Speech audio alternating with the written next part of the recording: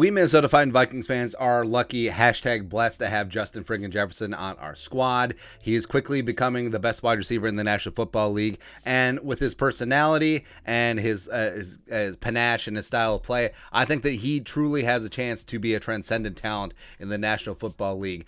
We need to see him more on like national advertising campaigns. Under Armour really needs to make him the Jordan of the NFL, so they need to do that because I think he's got the personality as well as he's got the gritty. Right? He didn't create the gritty, but he popularized it. He turned it into this international phenomenon. Hell, so yeah, Jefferson is going to be that guy. But the question is, how much is he going to get paid? Because it's going to be a lot. And looking at some of the recent wide receiver contracts, so initially, DeAndre Hopkins was the absolute outlier, where he got $27 million and change per season, absolutely head and shoulders above what the other wide receiver contracts were at the time. So it's like whatever. Then you can have anomalies at the position. It's like Christian McCaffrey's getting $16 million a year for a running back with the Panthers, and that's been a horrible contract. They've been trying to trade him for 2 off seasons now, blah, blah, blah, right? But then you look at some of the other wide receiver contracts. Okay, $20 million a year,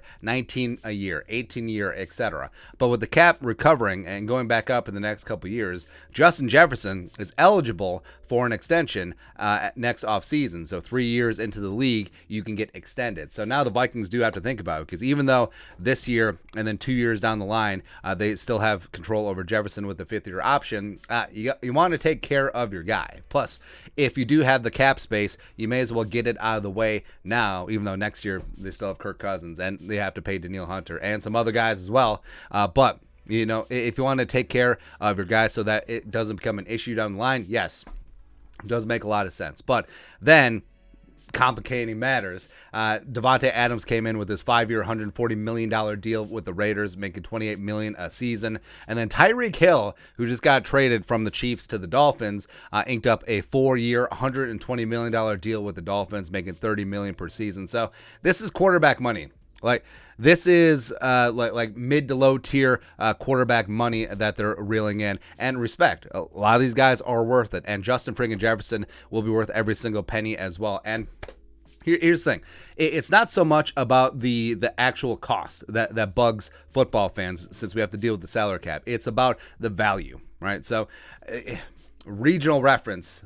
A lot of people do live here in Minnesota. Manny's Steakhouse, for my money, is one of the best steakhouses in the country, and it is worth spending the couple $100 to get yourself a nice meal there, a nice bottle of wine as well, and just go out and enjoy life, right? So you're out a couple $100. I'd rather do that than spend, I don't know, $25 at the Subway at the airport. All right, so first off, it's Subway. Second off, it's jacked up price because you're at the airport. So that's it. But it's still a difference, like $300 versus $25, and you'd still rather pay the $300 than the $25. Like, you will have to pull up my fingernails to get me to get Subway at the airport. That's all. But sometimes people who travel with, they get hungry. Anyway, rant over. But as wide receiver prices continue to increase, how much is it going to be with Jefferson? And here's the thing too, where it makes sense for them to take care of Jefferson early, because if they wait another year, instead of $30 million a year, it could turn into 40 very quick as more guys get paid, as the salary cap goes up and up and up. And also, like, look at some of these deals. Mike Williams making $20 million a year, which, I don't know, he's not even the best wide receiver on his team.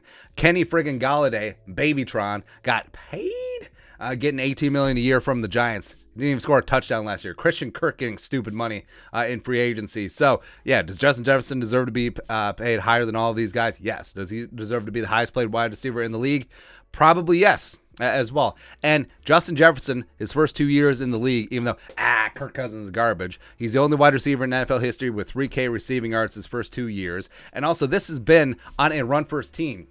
Also, remember, the first couple of games of his rookie year, he didn't even start because he's got to earn his stripes. B.C. Johnson was starting over Justin friggin' Jefferson. Get out of here, man. And with Jefferson potentially going to have a Cooper Kupp type workload in 2022 in Kevin O'Connell's offense, so just imagine if Jefferson comes out, has a 120 catch season, 2,000 yards receiving, and 15 touchdowns, how much that price tag is going to be. I'm down with it. I'm down with it. So what's it going to be? 5 years, $150 million, $100 million guaranteed? Yeah, okay. I will be okay with that because we as Vikings fans, we've had a number of great wide receivers who then just Randy Moss, Stephon Diggs. God. Even though the Diggs trade did allow us to draft Justin Jefferson, right? So I think that Jefferson needs to stay in purple for the bulk of his career, at minimum, like his prime. So the Vikings need to get something done next offseason, and they got to start preparing for it because even though the Vikings are going to be heading towards calmer waters with the salary cap next offseason, Kirk is still going to be there. Even with the void year, it's still going to be a substantial number in 2023. Danielle Hunter deserves to get paid, especially if he has a monster season as well. So they're going to have to start budgeting. And I'm sure that Rob Brzezinski has already thought about that. I'm sure that Kwesi and Kevin O'Connell have as well, even though they haven't coached him for a single game. Like they know they have a blossoming superstar on their hands. Well, he's already a superstar, but blossoming into the best wide receiver in the game, which I think that he will become in very short order. Next year, it's going to be next year, he's going to be the first NFL MVP wide receiver in ever. Probably. But your thoughts are thoughts. Justin Jefferson next offseason is going to get all of the money, and he's worth it. Let us know your thoughts in the comment section below. Subscribe for daily Vikings takes. Want to support the work? Put a little something in the Venmo. But until next time, Skull Production Value.